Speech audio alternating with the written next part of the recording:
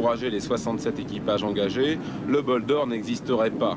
Ils sont venus des 4 coins d'Europe. Pour eux, le bol d'or, c'est l'événement de fin de saison, là où l'on peut admirer des machines de rêve. Aux essais, une fois de plus, Honda s'est imposé avec la moto numéro 2, pilotée par les vainqueurs de l'édition 1983. Raymond Roche, 3e du championnat du monde en 500 cm3. Dominique Sarron, déjà vainqueur, et Guy Bertin. Honda a sorti une très bonne moto cette année. Avec Guy, nous avons fait la saison ensemble. Donc nous avons fait toutes les courses du championnat. Et de course en course, je crois que cette moto, elle nous étonne par son potentiel. Déjà l'an dernier, le géant japonais avait gagné le bol d'or. Cette saison, Patrick Igoa, associé à Gérard Coudray, et leur Honda conforme au nouveau règlement, limitant la cylindrée à 750 cm3, ont prouvé l'efficacité de leur machine en décrochant le titre mondial la semaine dernière en Italie. Un championnat qu'ils ont dominé avec insolence sans rencontrer la moindre concurrence. Donc il y a un écart vraiment énorme cette année. Honda a montré qu'avec toute nouvelle technologie qui se retrouve sur les machines de route, on peut être devant avec ces motos-là. Beaucoup de gens n'y croyaient pas. Et puis on voit que ce sont des motos où jusqu'à présent nous n'avons connu aucun incident technique. Tout ça, on va essayer pour la course. La seule machine capable de venir jouer les troubles faites parmi les motos rouges et blanches, c'est la Suzuki officielle numéro 4, préparée par Dominique Meillan. Elle devait décrocher le 3e temps des essais, il est vrai, à plus de 3 secondes des leaders.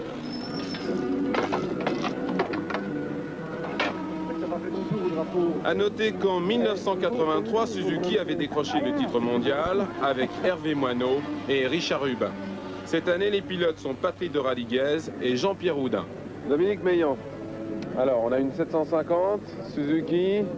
Oui, c'est le cadre de l'entrée cette saison, puisque le championnat cette année est 750 et que je n'avais pas d'autres participations venant du Japon pour mettre ce moteur. Alors on est reparti sur nos anciens cadres et puis apparemment on s'en plaint pas trop. Alors chez Suzuki, seulement 2 pilotes. C'est pourquoi en cas de victoire, pour ne pas diviser les primes d'arrivée, Patrick Radiguez. Non, on n'est pas riche, mais pas à ce point-là quand même.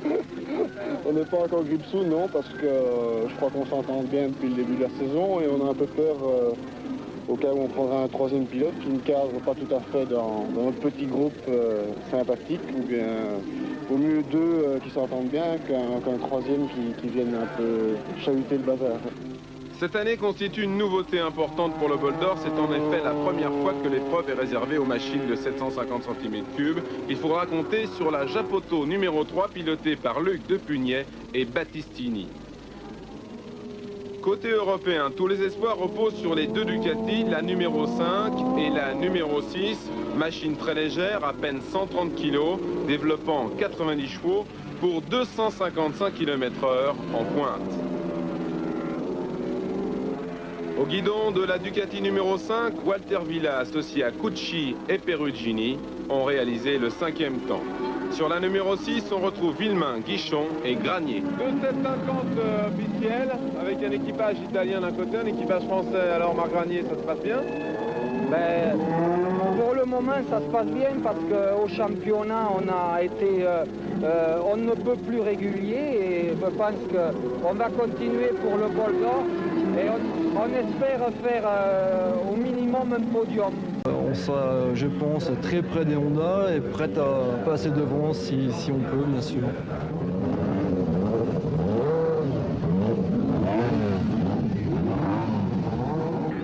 J'étais assez étonné de la tenue de route de la machine. On peut rentrer vraiment très fort en courbe. Le moteur, il va pas trop mal, puisqu'en fait, par rapport à 82 où c'était encore en 1000 cm3, on arrivait à des vitesses de pointe identiques. Ce Mistral et qui nous permet au moins d'avoir un sol sec et des conditions pratiquement normales, je dirais, pour ce 58e bol d'or. Grand prix d'endurance motocycliste donc, avec près de moi pour commenter le départ de ce 48e bol d'or, eh bien Raymond Roche, merci d'être là. Vous n'êtes pas journaliste, vous êtes l'un des acteurs de la course, puisque vous faites partie de l'équipe Honda Usine, Raymond, et vous allez nous permettre de mieux comprendre ce qui peut se passer dans la tête d'un champion d'endurance au moment du départ. pendant les premiers tours, essayer un peu de comprendre s'il y a une tactique, comment marche la moto, quelles sont les caractéristiques du circuit. Oui, je vais essayer de vous faire vivre un peu ce que ressent un pilote au départ, puisque cette année je ne prendrai pas le départ, c'est mon coéquipier Dominique Saron qui prend le départ d'épreuve. Et je vais essayer de faire vivre aux gens qui regardent cette épreuve au départ, de comprendre un peu ce qui se passe dans la tête d'un pilote qui maintenant doit être assez inquiet puisque le départ est dans 5 ou 10 minutes. Et je vais donc essayer d'être un peu l'intermédiaire entre le pilote et le public. Alors vous avez, Raymond, un double casque, je dirais, une double casquette, puisque vous êtes cette année 3e au championnat du monde en 500 cm3 en Grand Prix, c'est-à-dire en moto de vitesse, et que là, aujourd'hui, vous allez piloter un guidon d'endurance, c'est-à-dire un autre style de moto finalement. Ouais, c'est notre discipline, malgré que ce soit de la moto. C'est à changer, donc c'est une épreuve assez difficile, mais c'est assez, pour un pilote de Grand Prix, c'est assez sympathique de faire une épreuve comme ça en fin d'année. Alors, l'une des premières remarques que l'on peut faire à propos de la moto d'endurance, c'est que finalement c'est une moto qui ressemble à celle de Monsieur Tout-le-Monde.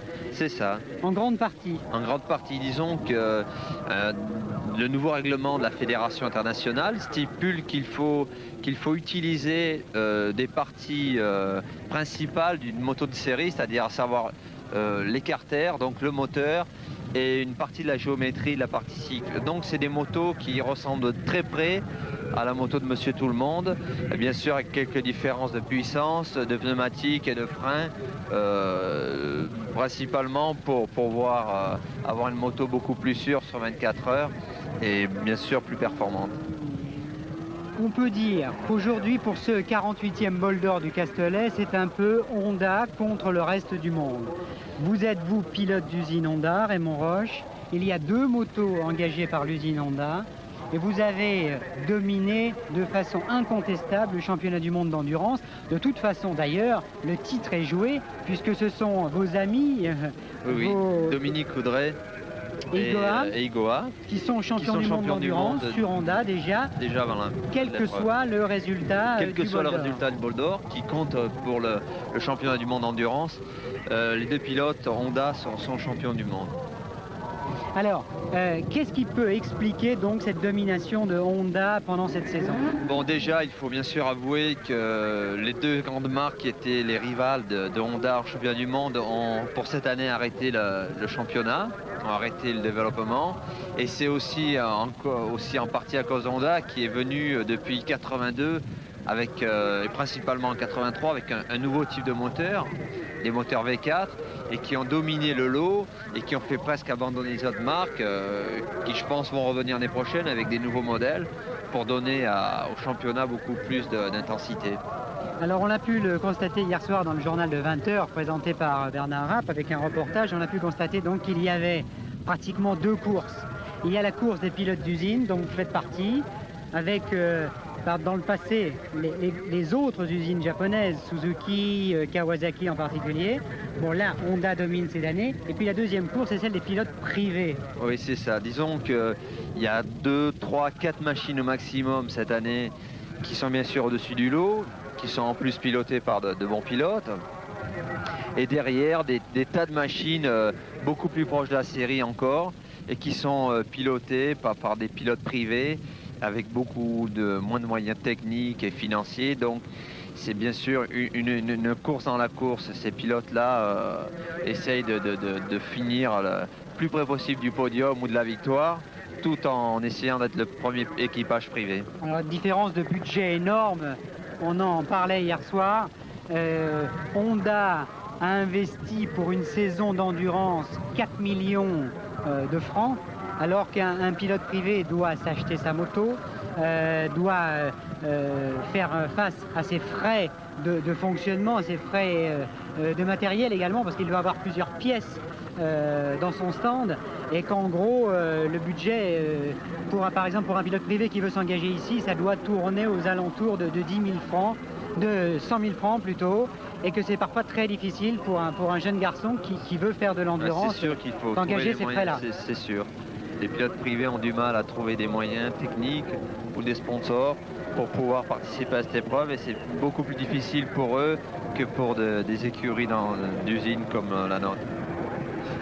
Alors donc sur des images que nous proposent nos amis des moyens vidéo mobiles à la fois de TF1 et d'Antenne 2, car là les deux équipes travaillent la main dans la main avec une réalisation d'Henri Carrier et de Régis Forissier. Voici donc les pilotes qui sont pour certains déjà de l'autre côté de la piste du Castellet, car vous savez que pour un départ du Bol d'Or, eh bien le départ... L'importance de l'épreuve du Bol d'Or, mais bien sûr c'est moins stressant qu'un Grand Prix. Il y a déjà moins d'enjeux, puisqu'un Grand Prix, il faut partir très vite. Le moins de départ raté, et puis vous savez que c'est fini, vous ne remonterez jamais sur les premiers. Tandis que c'est l'avantage des courses de 24 heures.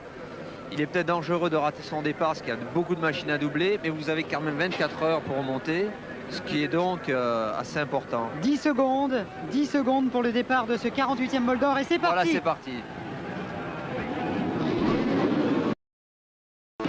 À Dominique Sarron est très bien parti.